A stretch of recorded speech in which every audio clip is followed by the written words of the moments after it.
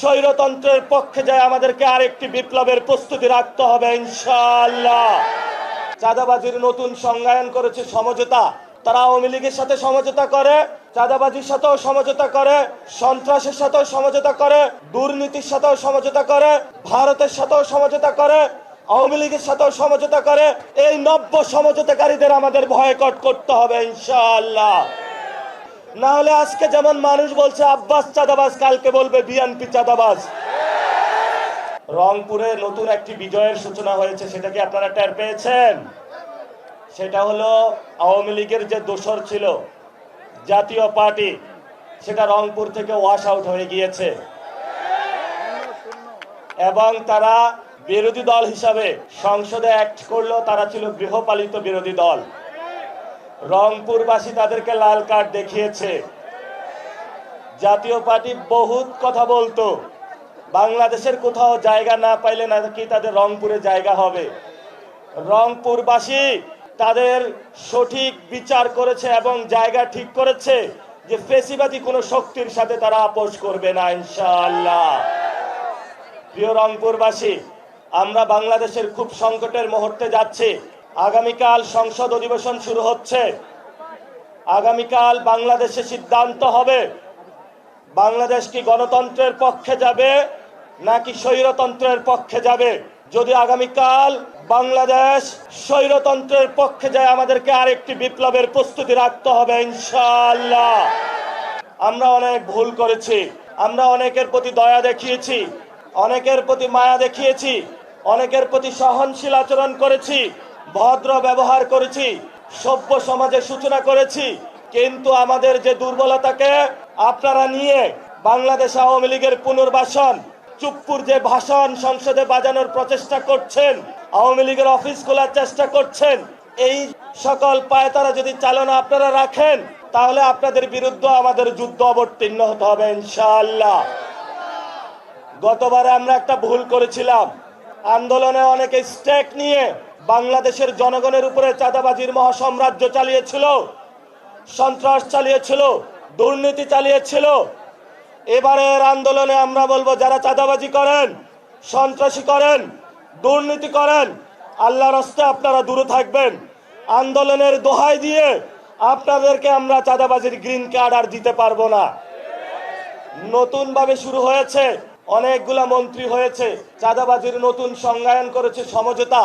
তারা আওয়ামী লীগের সাথে সমঝোতা করে, চাঁদাবাজির সাথেও সমঝোতা করে, সন্ত্রাসের সাথেও সমঝোতা করে, দুর্নীতির সাথেও সমঝোতা করে, ভারতের সাথেও সমঝোতা করে, আওয়ামী লীগের সাথেও সমঝোতা করে। এই নব্য সমঝোতাকারীদের আমাদের বয়কট করতে হবে ইনশাআল্লাহ। আমাদেরকে কথা বললে কথা বলেই নাকি তাদের চুলকানি শুরু হয়ে যায়। নাসিরউদ্দিন পাটোয়ারি এমনি ভালো, শুধু বিএনপির সম্পর্কে না বললেই তার হইল। আরে ভাই, আমি বিএনপি নিয়ে বলতে চাই না, আমি চাঁদাবাজদের নিয়ে বলতে চাই, সন্ত্রাস নিয়ে বলতে চাই, দুর্নীতি নিয়ে বলতে চাই। যদি তোমার দলে এগুলা থাকে দ্রুত তাদেরকে বের করেন, না হলে আজকে যেমন মানুষ বলছে আব্বাস চাঁদাবাজ, কালকে বলবে বিএনপি চাঁদাবাজ। বিকাশ পেমেন্টে 10,000 টাকার বেশি অফার, শপিং চলছে তো। সময় কিন্তু এখন বেশি নাই। অনেকের গা একটু শিউরে উঠে যে আব্বাস চাঁদাবাজ বললে যে একজন ব্যক্তিকে এত অ্যাটাক করা হয়। এটা কোনো ব্যক্তি আব্বাস না, এটা পুরো বাংলাদেশের তাদের চিত্র ফুটে উঠে একটা ব্যক্তির মধ্যে দিয়ে। এই জন্য দ্রুত এগুলা বন্ধ করেন। যদি বন্ধ করতে না পারেন তাহলে সবারই কিন্তু চাদর ধরে আমরা টান দিব। যেখানে লেখা আছে চাঁদাবাজ, সন্ত্রাস, দুর্নীতি, সেখানে আমাদের শক্ত লড়াই হবে। আপনারা ঘরের দেওয়ালে, মার্কেটে, বিভিন্ন জায়গায় লিখে রাখবেন চাঁদাবাজদের বয়কট করুন। এখানে চাঁদাবাজের প্রবেশাধিকার নিষিদ্ধ, সামাজিকভাবে তাদেরকে বয়কট করতে হবে। মসজিদের মিম্বার থেকে খুতবা দিতে হবে, ক্লাস থেকে টিচার ঘোষণা করতে হবে। তোমরা যারা চাঁদাবাজ আছো, স্টুডেন্ট যারা রয়েছেন, বলতে হবে বাবা যদি তুমি চাঁদাবাজি করো তোমার ইনকাম আমার দরকার নাই, তুমি এই ঘরে আর আসবা না। বউ তার জামাইকে বলতে হবে তুমি যদি চাঁদাবাজি করো তোমার সংসারে আমার খাওয়ার দরকার নাই, দরকার হয় আমি রাস্তার পাশে দোকান দিয়ে খাবো, তবু চাঁদাবাজদের টাকা আমরা ধরবো না। সবাই আপনারা চাঁদাবাজদের বিরুদ্ধে ঐক্যবদ্ধ থাকবেন। দুর্নীতির বিরুদ্ধে ঐক্যবদ্ধ থাকবেন, সন্ত্রাসের বিরুদ্ধে ঐক্যবদ্ধ থাকবেন, আওয়ামী লীগের বিরুদ্ধে ঐক্যবদ্ধ থাকবেন, জাতীয় পার্টির বিরুদ্ধে ঐক্যবদ্ধ থাকবেন। শেষ কথা, আমাদের একটি দল রয়েছে যারা সারা জীবন রাজনীতি করেছে, ভারত বিরোধী রাজনীতি।